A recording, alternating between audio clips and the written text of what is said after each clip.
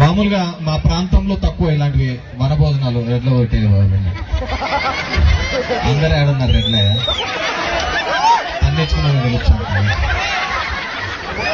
వాళ్ళతో చాలా తక్కువగా ఉంటాం కాబట్టి కలిసి ఉంటాం అనుకుంటాం.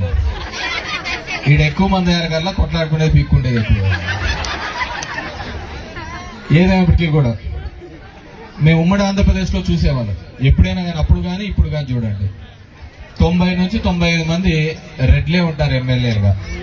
అది ఎవరున్నా కానీ, అటు కేసీఆర్ ఉన్నా, ఇటు రేవంత్ ఉన్నా, ఎవరున్నా కానీ, ఇటు వైఎస్ఆర్ ఉన్నా, ఎవరున్నా కానీ. ఎందుకంటే ఆ నాయకత్వ లక్షణాలు మనకు ఎక్కువగా ఉంటాయి. దాంతోపాటు ఒక చెడు కూడా ఉంది, మనకు ఈగో కూడా ఎక్కువ, శానా కొవ్వు ఎక్కువ మనకు. అవతలోడు ఒక మాట అంటే అసలు పడం కూడా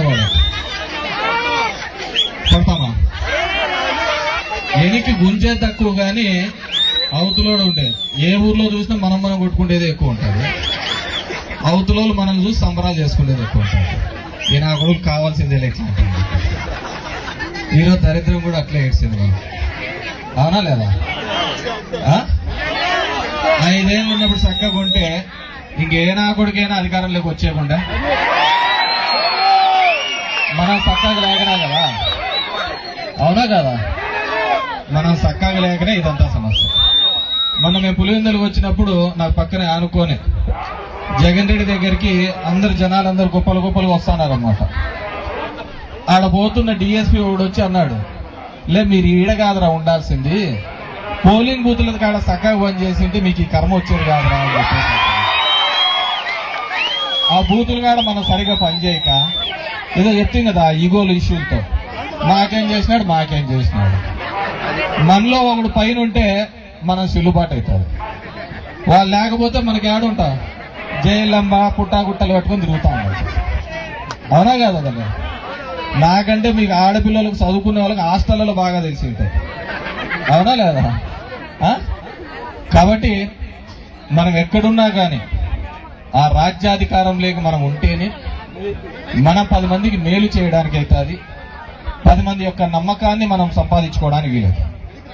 ఈరోజు ఈ రాష్ట్ర చరిత్రలో ఎంతో మంది ముఖ్యమంత్రులు వచ్చినారు, కానీ ఆ ముఖ్యమంత్రుల యొక్క కొడుకులు ఎవరే గాని మళ్ళీ ముఖ్యమంత్రి స్థానంలోకి రాలేదు.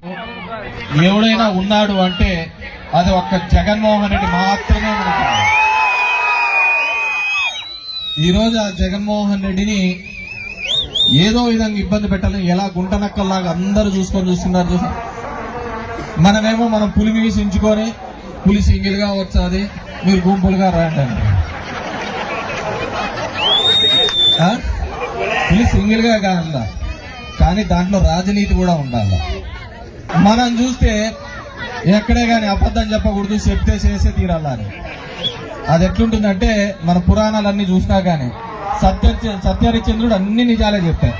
యాడివే ఎక్కడ పోయినాడు రాజు, కాటికాపోయాడు. కాబట్టి ఏదైనా కానీ అశ్వత్థామ ఉంజరహ, అదే చంద్రబాబు చేసేది. నాకు వాడు ఉండే కొండారెడ్డి అని, వాడు నేను ఏదో హాస్పిటల్ పోయినా, వచ్చి ఇట్లా ఎదురుగా వచ్చినాడు, ఏం కొండారెడ్డి బాగున్నావు అంటే బాగున్నాను, నేను హాస్పిటల్కి పోయినా. వాడు మళ్ళీ ఒక 2 నెలల తర్వాత పార్టీ అన్నాడు. ఎందుకు అన్నావురా కొండారెడ్డి అని అనుకుంటే నువ్వు సరిగ్గా మాట్లాడలేదు అని చెప్పాను. అరే నేను హాస్పిటల్లో పేషెంట్ చూడడానికి పోయినా వచ్చినాడు, అట్లా కాదంట. అంటే అదే చెప్తాను కదా కొవ్వు ఎక్కువ అని చెప్పేసి. ఆ విధంగా మనం అందరం కూడా, ఎందుకంటే కేవలం దానివల్ల ఓన్లీ రెడ్లే బాగుపడతారని కాదు. అలా చూసినారంటే రెడ్లు చాలా నష్టపోయినారు, రెడ్లే పెద్దగా బాగుపడలేకపోయింది గవర్నమెంట్, అవునా కాదా? కానీ మన తలెత్తుకొని తిరిగే విధంగా చేసినాడు జగన్మోహన్ రెడ్డి గారు.